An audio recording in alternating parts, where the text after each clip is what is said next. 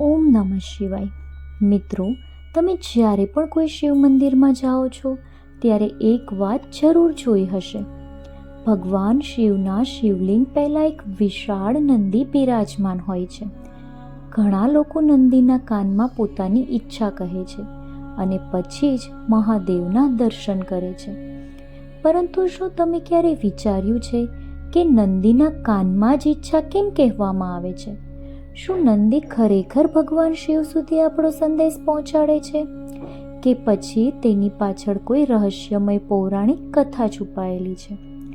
આજે આપણે જાણીશું નંદીના જન્મથી લઈને ભગવાન શિવના સૌથી પ્રિય ગણ બનવા સુધીની અદ્ભુત કથા અને અંતમાં જાણીશું કે નંદીના કાનમાં ઈચ્છા કહેવાની પરંપરા કેવી રીતે શરૂ થઈ. તો આવો જાણીએ. ખૂબ પ્રાચીન સમયમાં શિલાદ નામના એક મહાન ઋષિ રહેતા હતા. તેઓ ભગવાન શિવના પરમ ભક્ત હતા.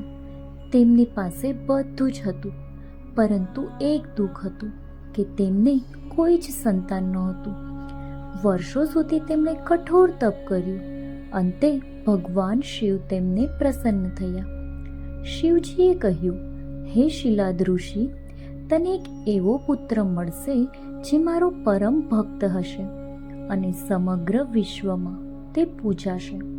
થોડા સમય પછી દિવ્ય તેજમાંથી એક સુંદર બાળક પ્રકટ થયું અને તેનું નામ રાખવામાં આવ્યું નંદી. શિલાદ ઋષિના પુત્ર નંદી જેમ જેમ મોટા થતા ગયા તેમ તેમ તેમનું તેજ અને ભક્તિ ખૂબ જ વધતી ગઈ. એક દિવસ બે મહાન ઋષિઓ આશ્રમમાં આવ્યા. તેમણે નંદીને જોયા અને અચાનક જ તેમના ચહેરા પર ગંભીરતા આવી ગઈ. તે બંને ઋષિઓએ શિલાદ ઋષિને કહ્યું, તમારો પુત્ર દિવ્ય છે, પરંતુ તેનું આયુષ્ય બહુ ઓછું છે. આ સાંભળીને શિલાદ ઋષિ તો રડી જ પડ્યા, પરંતુ નંદી તો જરાય ડર્યા નહીં. તેમણે કહ્યું કે જો મારા પ્રભુ મહાદેવ મારી સાથે છે તો મૃત્યુ પણ મારું કંઈ જ બગાડી શકશે નહીં. અને પછી નંદી હિમાલય તરફ નીકળી પડ્યા ભગવાન શિવને પ્રસન્ન કરવા માટે. હિમાલય તરફ તો બરફથી ઢંકાયેલા પર્વતો, કડકડતી ઠંડી, ભયંકર પવન, પણ નંદીના મનમાં માત્ર એક જ નામ હતું, ઓમ નમઃ શિવાય. તેઓ દિવસ રાત મહાદેવનું ધ્યાન કરતા. સમય પસાર થતો ગયો. 1 વર્ષ, 10 વર્ષ, 100 વર્ષ, એક પછી એક અનેક પ્રકારના વિઘ્નો આવ્યા. ભયંકર તોફાન આવ્યું, જંગલી પ્રાણીઓની ગર્જના, અંધકાર, પણ નંદીનું ધ્યાન જરા પણ તૂટ્યું નહીં. તે સતત બોલતા રહ્યા, મહાદેવ, મારા શ્વાસનો અંત આવે તો પણ આપનું નામ ન છૂટે. નંદીએ અત્યંત કઠોર તપસ્યા કરી. તેમનું મન ક્યારેય ડગમગાયું નહીં. એક દિવસની વાત છે. એક દિવસ આખો હિમાલય દિવ્ય પ્રકાશથી ઝળહળી ઉઠ્યો. ડમરૂનો નાદ ગુંજવા લાગ્યો. આકાશમાંથી દેવતાઓ પુષ્પવર્ષા કરવા લાગ્યા. ભગવાન શિવ અને માતા પાર્વતી નંદીની સામે પ્રકટ થયા. નંદીએ આંખો ખોલી અને તરત જ મહાદેવના ચરણોમાં નમી પડ્યા. શિવજીએ નંદીના માથા પર હાથ મૂક્યો અને કહ્યું, નંદી, આજથી તું મારો ભક્ત નથી, તું મારો પરિવાર છે. શિવજીની આ વાત સાંભળી અને નંદીની આંખોમાંથી તો આનંદના આંસુ વહેવા લાગ્યા. શિવજીએ પ્રેમથી કહ્યું, હે નંદી, તારી ભક્તિથી હું અત્યંત પ્રસન્ન થયો છું. માંગ, શું માંગે છે? નંદીએ હાથ જોડી અને જવાબ આપ્યો, પ્રભુ, મને ધન નથી જોઈતું, સ્વર્ગ નથી જોઈતું, રાજપાટ પણ નથી જોઈતો. મારે તો માત્ર જીવનભર આપની સેવા કરવી છે. મહાદેવે સ્મિત કર્યું. દેવતાઓ પણ નંદીની નિષ્કામ ભક્તિ જોઈ અને પ્રસન્ન થયા. ભગવાન શિવ બોલ્યા, આજથી તું મારો ભક્ત નહીં, પરંતુ મારો પરમ ગણ અને મારો વાહન પણ બનીશ. મારા દરેક મંદિરમાં તને પ્રથમ સ્થાન મળશે. જે ભક્ત મારા દર્શન કરવા આવશે તે પહેલાં તારા દર્શન કરશે.